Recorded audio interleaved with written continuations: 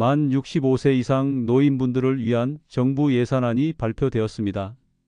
우리나라 만 65세 이상 노인분 3명 중 1명은 빈곤층으로 알려져 있고 극단적인 선택을 하시는 노인분들 중 약 과반수는 경제적 빈곤으로 인해 삶을 마감하시는 것으로 알려져 있습니다. 이는 노년기에 경제적 문제를 해결하는 것이 매우 시급한 문제라는 것을 의미하는 증거인 것입니다. 안녕하세요. 사회복지사 김윤택입니다. 우리나라 1인당 국민소득은 3만 불을 넘어선 지 오래지만 이와는 별개로 경제적 빈곤으로 생활고에 허덕이는 노인분들이 적지 않습니다. 우리나라 정부에서는 노인분들을 대상으로 한 사회복지 정책을 강화하고 있고 이러한 정부의 사회복지 정책으로 경제적 빈곤에서 어느 정도 벗어날 수 있음은 물론 노년기 삶의 질을 보다 풍요롭게 변화시킬 수 있는 것입니다. 그러나 안타깝게도 너무도 많은 노인분들이 이러한 사회복지 정책에 대한 정보가 없어서 계속해서 빈곤층으로 살아가고 계신데요. 오늘은 여러분들에게 빈곤 노인분들이 받을 수 있는 사회복지 정책에 대해 알려드리고자 합니다. 본격적인 영상을 시작하기 전에 지금 바로 구독과 좋아요 버튼을 눌러주세요. 그래야 다음 건강비결과 각종 정보도 놓치지 않고 시청하실 수 있습니다. 이제부터 정말 중요한 내용을 말씀드리겠습니다. 이 영상 20분이 여러분의 인생을 완전히 바꿀 수도 있습니다. 그동안 누구도 제대로 알려주지 않았던 충격적인 진실들을 지금 여러분께 말씀드리겠습니다. 첫째는 기초연금제도입니다. 기초연금은 일정 소득 이하의 노인분들에게 매월 일정 금액을 지원하는 정책으로 노후의 기본 생활 안정을 목적으로 시행되고 있습니다. 기초연금은 만 65세 이상인 노인이면 신청할 수 있으며 소득과 재산을 종합적으로 심사하여 지급 대상 여부가 결정됩니다. 신청은 주소지 관할 주민센터에서 할 수 있고 온라인 신청도 가능합니다. 소득인 정액이 정부가 정한 기준 이하인 경우 매월 일정액의 연금을 받게 되어 경제적 부담을 상당 부분 줄일 수 있습니다. 실제 사례를 들어보겠습니다. 고향 경상북도에서 홀로 거주하는 박영수 어르신은 올해 78세로 기초연금을 통해 매월 생활비의 일부를 충당하고 있습니다. 박 어르신은 농사를 지으며 어렵게 생계를 이어가고 있었으나 수확이 부진한 해에는 생활이 더욱 힘들었습니다. 기초연금 신청 당시 소득과 재산이 모두 낮아 심사에 통과했고 지금은 안정적인 생활이 가능해졌지만 그전까지는 끼니 걱정을 하며 눈물을 흘린 적도 많았습니다. 둘째로 노인 맞춤 돌봄 서비스입니다. 이 제도는 신체적, 정신적 어려움으로 일상생활 수행이 힘든 저소득 노인에게 돌봄 인력을 파견해 안부 확인과 생활, 지원, 건강관리 등을 돕는 사업입니다. 돌봄 서비스는 기초생활수급자나 차상위계층 노인들이 우선 지원받으며 서비스 신청은 주민센터나 보건소를 통해 가능합니다. 서비스 내용에는 식사 준비 지원, 병원 동행, 생활환경 점검 등이 포함되어 있습니다. 예를 들어 서울에 거주하는 김정혜 어르신은 만 83세로 혼자 지내면서 건강이 급격히 나빠졌지만 가족의 도움을 받기 어려웠습니다.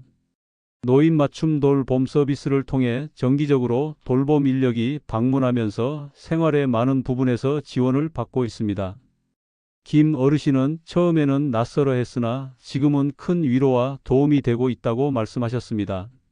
과거에는 외로움과 어려움 속에서 지내다 보니 밤마다 눈물을 삼키며 힘겨워 하셨습니다. 이 두 가지 정책은 빈곤 노인분들의 기본적인 생활 안정과 안전한 노후를 위해 꼭 필요한 지원책입니다. 각 제도별 신청 절차와 지원 범위를 정확히 이해하고 적극 활용한다면 생활고에서 벗어나는 데 큰 도움이 될 것입니다. 세 번째는 의료비 지원 정책입니다. 경제적으로 어려운 노인분들은 질병이나 부상으로 인해 의료비 부담이 매우 큽니다. 정부에서는 저소득층 노인을 대상으로 의료비 부담을 줄이기 위해 건강보험료 경감과 의료비 지원 제도를 운영하고 있습니다. 기초생활수급자나 차상위계층 노인은 건강보험료가 경감되며 병원 진료비와 약값의 일부를 국가에서 지원받을 수 있습니다. 또한 중증 질환이나 만성 질환으로 인해 지속적인 치료가 필요한 노인에게는 추가적인 의료비 지원도 가능합니다. 신청 방법은 가까운 보건소나 주민센터에서 관련 서류를 제출하면 심사를 거쳐 지원이 이루어집니다. 실제로 강원도 춘천에 거주하는 이순자 어르신은 81세로 만성 당뇨병과 고혈압을 앓고 계십니다. 의료비 부담이 커 병원 방문을 망설이던 중 이 제도를 알게 되어 신청했고 건강보험료 경감과 치료비 지원 덕분에 꾸준한 치료를 받을 수 있게 되었습니다. 이 어르신은 경제적인 부담에서 조금이나마 벗어나 건강을 지키는 데 큰 도움을 받고 계십니다. 네 번째는 주거환경 개선 지원 사업입니다. 노인분들 중 경제적 어려움으로 인해 열악한 주거 환경에서 생활하는 분들이 많습니다. 정부와 지방자치단체는 노인 주거 환경을 개선하기 위해 노후주택, 수리, 단열 보강, 안전시설 설치 등을 지원합니다. 이 사업은 주로 기초생활수급자나 차상위계층 노인에게 우선적으로 제공되며 신청은 주민센터나 노인복지관에서 가능합니다. 주택 상태 점검 후 필요한 개선 사항에 따라 공사나 보수가 이루어집니다. 경상남도 진주에 사는 정봉순 어르신은 79세로 오래된 주택에서 혼자 지내셨습니다. 겨울철에는 난방이 제대로 되지 않아 건강에 큰 위협이 되었고 집안 곳곳이 노후에 위험한 상황이 많았습니다. 주거환경 개선 지원 사업을 통해 집 수리와 단열 작업을 받게 되었고 안전한 생활 공간이 마련되어 생활의 질이 크게 향상되었습니다. 정 어르신은 과거 불평과 두려움 속에서 밤마다 눈물을 흘리며 지냈다고 말씀하셨습니다. 다섯 번째는 노인 일자리 및 사회활동 지원 사업입니다. 이 사업은 경제적으로 어려운 노인분들에게 일할 수 있는 기회를 제공하여 소득을 지원하고 사회적 고립을 예방하기 위한 정책입니다. 참여 대상은 보통 만 60세 이상이며 소득 기준과 건강 상태를 고려하여 선발합니다. 제공되는 일자리는 지역사회 봉사활동, 경로당 운영 지원, 환경 정화 활동 등 다양합니다. 신청은 거주지 주민센터나 노인복지관에서 할 수 있으며 참여 후에는 정기적인 활동 보고와 상담이 이루어집니다. 예를 들어 서울에서 생활하는 김덕수 어르신은 78세로 기초연금만으로는 생활이 어려웠습니다. 노인 일자리 사업에 참여하여 지역 도서관에서 서류 정리와 안내 업무를 수행하며 소득을 보충하고 사회적 교류도 늘어났습니다. 김 어르신은 처음에는 낯설어 했지만 점차 자신감을 얻고 활기찬 생활을 하고 계십니다. 과거에는 외로움과 무기력함 속에서 눈물을 삼키던 시기도 있었습니다. 여섯 번째는 노인 맞춤형 복지 상담 및 지원 서비스입니다. 이 제도는 노인분들의 다양한 복지 욕구를 체계적으로 파악하고 맞춤형 지원을 제공하기 위한 것입니다. 사회복지사와 상담을 통해 건강, 경제, 주거, 정서 등 여러 영역에서 필요한 도움을 받을 수 있습니다.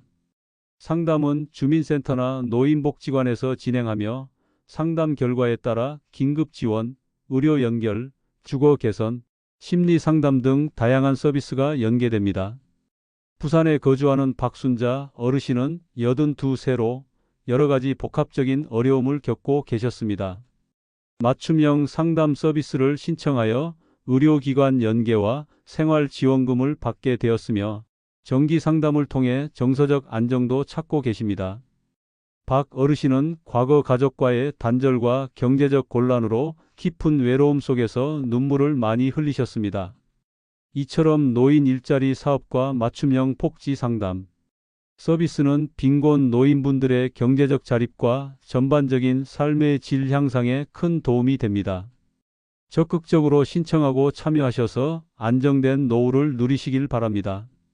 일곱 번째는 노인장기요양보험 제도입니다.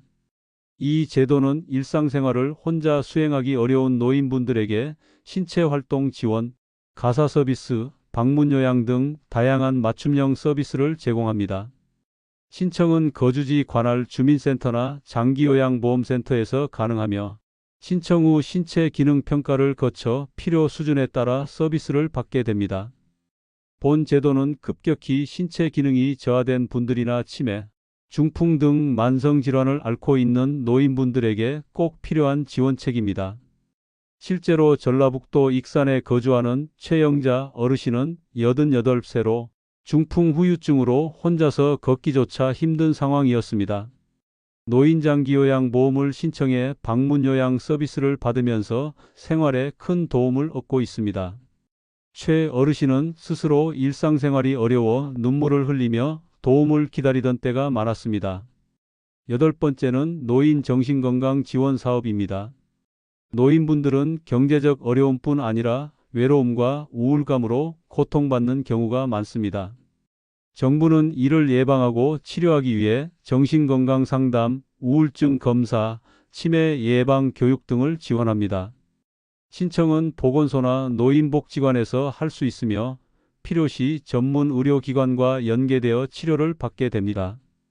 강원도 원주에 사는 이정희 어르신은 79세로 오랜 고독과 경제적 어려움으로 우울증 증세를 보였습니다. 정신건강 지원 사업을 통해 상담과 치료를 받고 있으며 현재는 조금씩 밝은 모습을 되찾아 가고 있습니다. 이 어르신은 힘들던 시절 눈물을 흘리며 삶의 의지를 잃었던 적이 있었습니다. 아홉 번째는 기초연금 제도입니다. 이 제도는 만 60세 이상의 저소득 노인에게 정기적으로 일정 금액의 연금을 지급하여 기본적인 생활을 지원합니다. 수급 대상은 소득과 재산 기준을 충족해야 하며 신청은 가까운 주민센터에서 가능합니다. 기초연금은 노인분들의 경제적 자립에 큰 도움을 주며 생활비 부담을 줄여 안정적인 노후를 가능하게 합니다. 실제로 경기도 수원에 거주하는 김영자 어르신은 92세로 가족 없이 혼자 지내며 생활이 매우 어려웠습니다. 기초연금을 신청해 지급받으면서 식사와 생활용품 구입에 도움을 받고 있으며 이전보다 마음의 안정도 찾게 되었습니다. 김 어르신은 과거 생활고에 눈물을 흘리는 날이 많았습니다. 열 번째는 긴급복지 지원제도입니다. 갑작스러운 위기 상황에 처한 노인분들에게 단기간 내 생계비, 의료비, 주거비 등을 신속하게 지원하는 제도입니다. 신청은 주민센터나 보건소에서 가능하며 긴급한 상황임을 입증하는 서류가 필요합니다. 이 제도는 가정 내 갑작스러운 사고나 질병, 화재 등으로 위기에 처한 노인분들에게 생명과 안전을 지키는 중요한 역할을 합니다. 충청남도 천안에 사는 박덕수 어르신은 89세로 화재로 집을 잃고 갑작스러운 경제적 어려움에 직면했습니다. 긴급복지 지원을 통해 임시 주거와 생계비를 지원받아 큰 고비를 넘길 수 있었습니다. 박 어르신은 당시의 고통과 두려움으로 눈물을 멈추지 못했다고 전합니다. 11번째는 노인 의료비 지원 사업입니다. 경제적 어려움으로 인해 치료를 받기 힘든 노인분들에게 의료비 일부를 지원하는 제도로 건강보험과 연계하여 본인 부담금을 경감해 드립니다. 지원 대상은 저소득 노인으로 의료비 지원 신청은 거주지 관할 보건소 또는 주민센터에서 가능합니다. 이를 통해 노인분들은 질병 치료를 받으면서 경제적 부담을 크게 줄일 수 있습니다. 전라남도 목포에 거주하는 김정자 어르신은 89세로 만성질환으로 자주 병원을 방문해야 했으나 치료비 부담으로 어려움을 겪고 계셨습니다. 의료비 지원 사업을 통해 치료비 부담이 줄어들어 건강관리에 집중할 수 있게 되었습니다. 김 어르신은 과거 치료받지 못해 몸이 더 악화될까 눈물을 흘린 적이 있었습니다. 12번째는 노인 주거복지 지원 사업입니다. 주거 환경이 열악한 노인분들에게 주택 개보수, 임대주택 제공, 주거 상담 등 다양한 주거 지원을 실시하는 제도입니다. 특히 주택 노후화로 안전사고 위험이 높은 분들을 우선 지원하며 신청은 주민센터에서 받습니다. 안정된 주거 환경은 노인분들의 안전과 심리적 안정에 매우 중요합니다. 강원도 춘천에 사는 이순자 어르신은 91세로 낡고 위험한 집에서 생활하며 늘 불안감을 안고 계셨습니다. 주거복지 지원 사업을 통해 집을 수리하고 안전한 환경에서 지낼 수 있게 되었으며 그동안의 불안과 고통으로 눈물을 흘리던 날들을 뒤로할 수 있었습니다. 이처럼 노인 의료비 지원과 주거복지 지원은 빈곤 노인분들의 건강과 생활 안정을 위한 필수적인 정책입니다. 각 제도의 신청 절차와 지원 내용을 잘 숙지하시고 필요한 분들은 꼭 신청하시길 권해드립니다. 지금까지 소개해드린 12가지 사회복지 정책이 여러분의 노년을 조금이나마 더 안전하고 풍요롭게 만드는 데 도움이 되길 바랍니다. 감사합니다.